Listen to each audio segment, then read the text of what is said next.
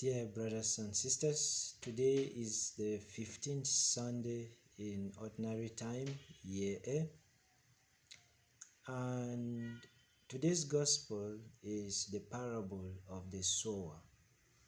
We all know that Gospel, and as you know, my intention in these videos is not to give you constructive homilies, but only to inspire you, to inspire your daily lives, to inspire your daily living from or based on the Word of God.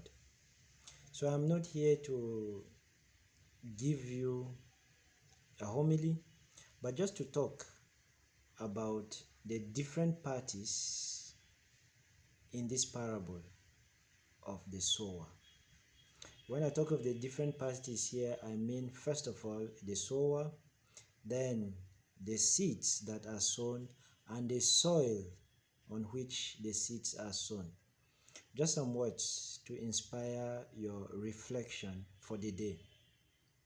You see, the sower, we admire his readiness to sow the seeds. By taking that decision, the sower is ready to part with his seeds, probably which he loves so much. He is ready to let go. And he is letting go, not just to throw them anyhow, but to sow, so that he will have something more in the future. And evidently, the sower is always compared to God or to Christ. But we stick to God's act here, who sows in our lives. And he lets go his word, now which is the seed, second party. The seed which is sown, we know that it is the word of God. And Christ himself is the word of God. He is God. And when seeds are being sown, when they fall on the ground, you know what happens? They go through the process of decay, but not just to get rotten, but by decaying, they give life. And that is Christ for us, my dear brothers and sisters, who was given by his Father, given to us, and he had to go through the way of the cross, up to that level of dying for us as a seed. And he died so that we may have life and have it to the full. Now, from the part of the soil, you heard from the gospel the different types of soil. The rocky soil, and then you have the thorny soil, and then you have the seeds that fell on the roadside, and then the seeds that fell on the good soil.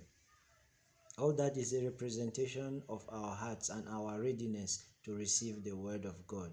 It all depends on how we prepare our hearts, how we prepare our lives, and that is what gives the seed its efficiency, and that is what makes the seed to produce its fruits in our lives and through us.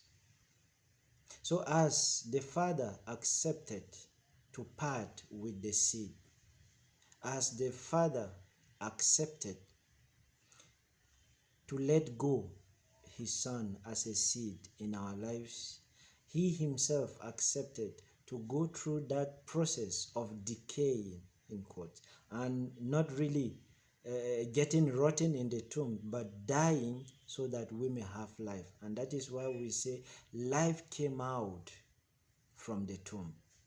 And for us, we are called to prepare our hearts, make that soil ready, so that we may produce fruits in 30s, in 60s, and what have you. So I wish you all a blessed and grace-filled Sunday.